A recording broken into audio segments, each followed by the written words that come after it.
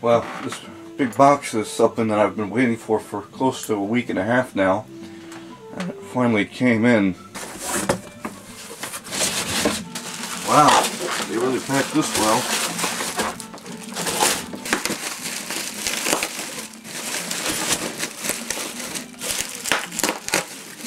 This is a circa 2007 or 2008 MacBook. And it's kind of interesting because the pictures that they showed online looked a lot worse than it does in real life. And they also didn't, they said it wasn't going to include the battery, but it does. It's got the battery on it. And anticipating this, I got a charger for it. This is a right angle adapter, a MagSafe charger. Let's see if this will work.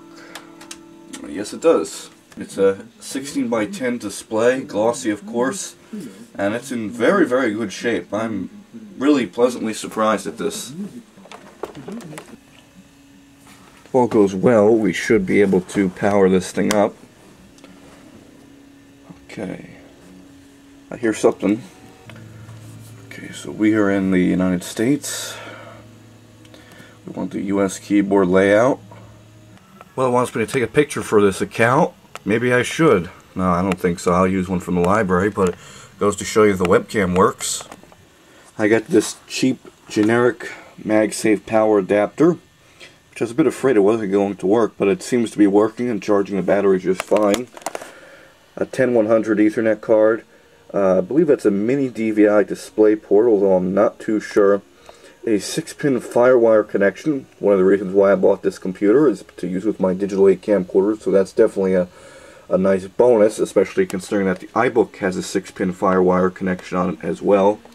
2 USB 2.0 ports, a line-in / microphone input, a headphone output, a Kensington lock, and then over on this side we have the remote sensor here. I believe this was able to be used with remote control. Here's your customary slot loading drive, optical drive. I can use iDVD with this thing. And then on the back side of this, everything is in great shape. It's not missing its rubber feet, thankfully. And it does come with a battery. It's one of those cheap, generic Chinese batteries. But it does seem to be accepting a charge, which is nice, because I just tried unplugging it. This, too, is a generic Chinese battery. This isn't a genuine Apple battery. I'm sure it would have some kind of an Apple identification on it, but it doesn't. But like I said, it does seem to be holding a charge, which is nice. I don't know why that light keeps blinking. That's a bit odd. Here's where the battery should go. Thankfully, the pictures that the seller had listed showed the MacBook without the battery, and that was a bit unfortunate. I was thinking I was going to get a MacBook like this, where I have a huge gaping hole in it until I get a battery, but it comes with one, and one that works, which is pretty impressive. So, now here is the screen. This is, of course, the usual glossy display that MacBooks of this generation then currently come with. It's on a matte display, which is a bit unfortunate because I like to use these things outside and in bright circumstances and situations where you get a really nasty glare. It's like looking into a mirror of yourself, but it does make the colors a bit more vivid, so it is a bit of a trade-off. And you do have your iSight camera as well as your microphone. And here is the keyboard, which is not like the iBook's usual laptop style keyboard that I'm accustomed to using on my ThinkPad. It's a bit different to get used to.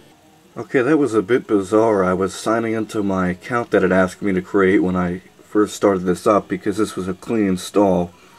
I entered in my password and it kept telling me that that was not the correct password. It just kept making the icon bounce around like you've entered the wrong password.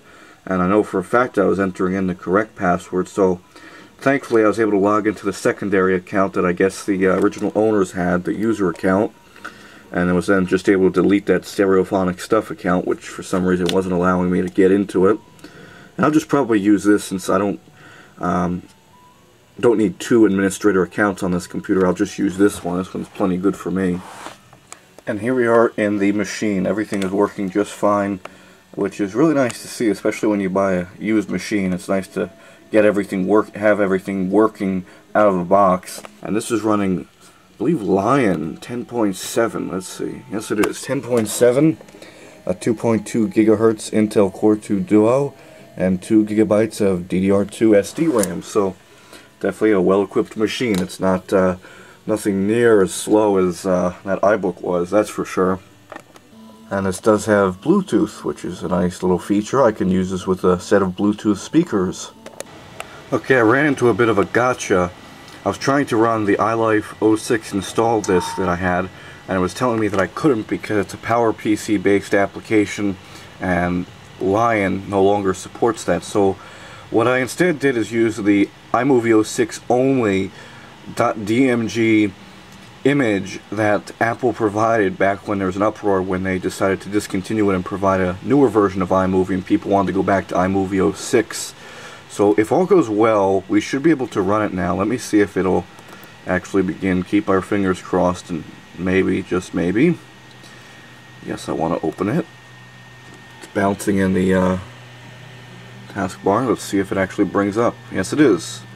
Create new project. Of course, I'm not going to count my chickens before they hatch until I test this. Let's set this to TV widescreen. Create. And it looks like it's working. And you try to install it, you're going to get an error message that says that this no longer supports PowerPC based applications. So a bit of a gotcha there. I'm glad I had that iMovie 06 install disk, since that's really the only thing that I need, part of the iLife 06 suite of programs. It's good that it still runs. I have to look into getting iDVD, although I don't think I really need the 06 version of iDVD. I could just use the newest version. It won't make much of a difference.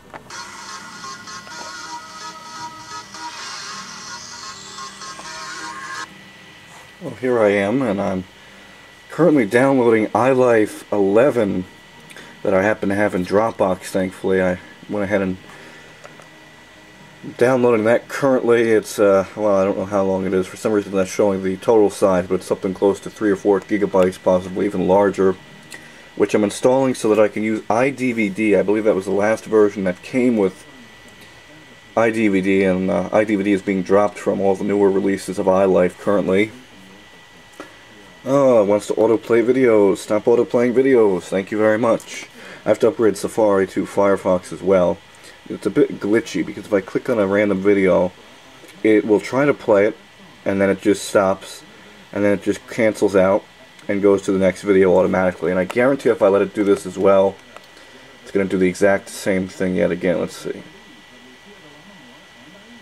Yep, did the exact same thing. So probably YouTube's way of forcing you into upgrading your internet browser. I happened to get this MacBook and doing all of this in on April Fool's Day 2015, and I noticed on YouTube, YouTube is taking part in that as well. They've added an add music feature to their video player, and if you click that, it's going to play a certain infamous song. Only plays it for a few seconds.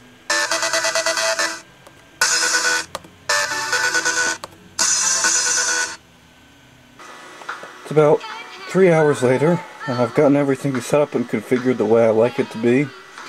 I've also been playing around a bit with the software and the utilities and programs that it came with, kind of getting a feel around the Mac operating system. It's definitely a change from Windows, and I'm actually currently watching Westlife Live, AM stereo, 1410 AM stereo.